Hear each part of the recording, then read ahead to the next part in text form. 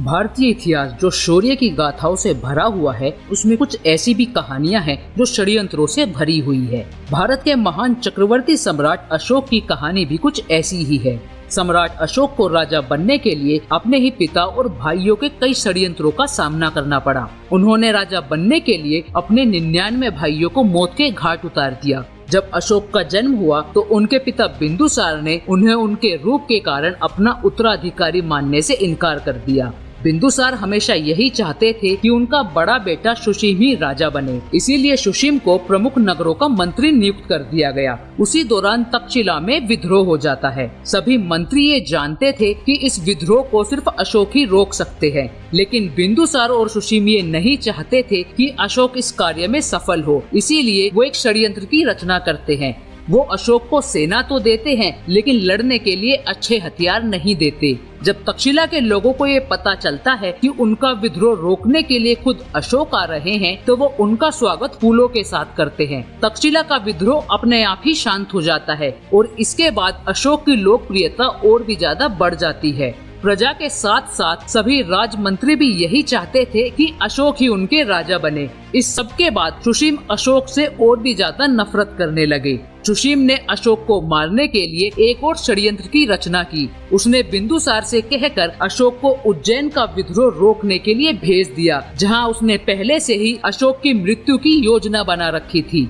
लेकिन अशोक वहां जाते ही सब कुछ समझ जाते हैं। उसी दौरान तक्षशिला में भी फिर से विद्रोह हो जाता है और इसीलिए सुशीम को वहां जाना पड़ता है। उज्जैन में जब अशोक को सुशीम के उन्हें मारने की योजना का पता चलता है, तो वो फौरन राज्य में वापस लौट आते हैं। उस समय बिंदुसार काफी बीमार थे और इसी बात का फायदा उठाकर राधागुप्त अशोक को राजा घोषित कर देते हैं।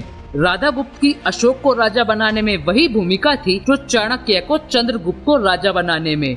जब अशोक के राजा बनने की खबर सुशीम तक पहुंचती है, तो वो उन्हें मारने के लिए पूरी सेना को लेकर उन पर हमला करने के लिए निकल जाते हैं। अशोक फिर से राधागुप्त की मदद से सुशीम को किले के बाहर ही मार देते हैं। अशोक ने हर उस इंसान को मार दिया जो उनके राजा बनने के रास्ते में आया। कई इतिहास की किताबों में ये लिखा है कि उन्होंने अपने 99 भाइयों को मार दिया, लेकिन ऐसे कई स्क्रिप्चर्स मिलते हैं जहां अशोक अपने भाइयों का बड़े प्रेम के साथ जिक्र करते हैं। कई इतिहासकारों का तो ये भी मानना है कि अशोक को इतना क्रूर जानबूझकर बताया गया है। अशोक ने राजा बनते ही अपने राज्य का विस्तार करना शुरू कर दिया। उनको इस दौर में चंड अशोक के नाम से जाना जाता था। अशोक एक महत्वाकांक्षी राजा थे जो भारत को अखंड बनाना चाहते थे, लेकिन कलिंग उनके रास्ते का कांटा बना हुआ था। कलिंग के पास अच्छी खासी सैन्य शक्ति थी और अशोक ये अच्छे से जानते थे कि अगर कलिंग को नहीं जीता गया तो आगे जाकर कलिंग मगध के लिए एक खतरा बन सकता है।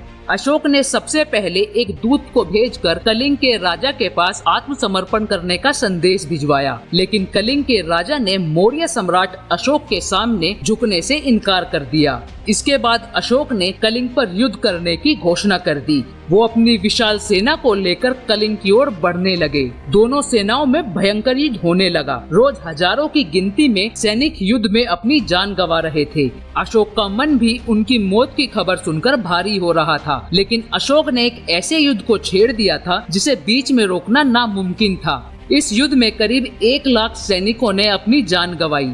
युद्ध के बाद जब अशोक रणभूमि में आए तो वहां पड़ी लाशों को देखकर उनका मन शोक से भर आया। जब वो आगे बढ़े तो उन्हें एक आदमी दिखाई दिया। वो बड़े गौर से उनकी तरफ देखे जा रहा था। जब अशोक उसके पास गए तो उसने अशोक की प्रशंसा करनी शुरू कर दी। वो उनसे कहने लगा कि आप इतने महान राजा हैं, आपने अपनी शक्ति के बल पर बड़े बड़े राज्य को जीत लिया है। अगर आप इतने ही महान राजा हैं, तो क्या आप इस छोटे बच्चे में फिर से प्राण डाल सकते हैं? अशोक काफी देर तक उस आदमी को देखते रहे और अंत में उनकी आंखों से आंसू बहने लगे। इस युद्ध के बाद उन्होंने हथियारों का त्याग कर दिया और फिर कभी युद्ध न करने का प्रण लिया।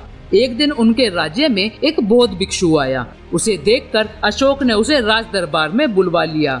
जब अशोक ने उस भिक्षु से उसका परिचय मांगा तो उसका परिचय सुनकर पूरा दरबार चौंक गया। वो भिक्षु अपना परिचय देते हुए कहने लगा कि उसका नाम निकरोध है और वो राजकुमार सुशीम का बेटा है, जिन्हें उसके भाई ने राज्य के लिए मार दिया था। अशोक उसकी बात सुनकर हैरान रह गए, क्योंकि ना तो उसके मन में अशोक के लिए कोई क्रोध था और ना ही राज्य को लेकर कोई लालसा। वह अपना जीवन बहुत खुशी के साथ जी रहा था। जब अशोक ने उससे इतना खुश रहने का कारण पूछा तो वो कहने लगा कि वो बौद्ध धर्म को मानता है और उन्हीं की दी गई शिक्षा की वजह से वो इतना शांत रहता है।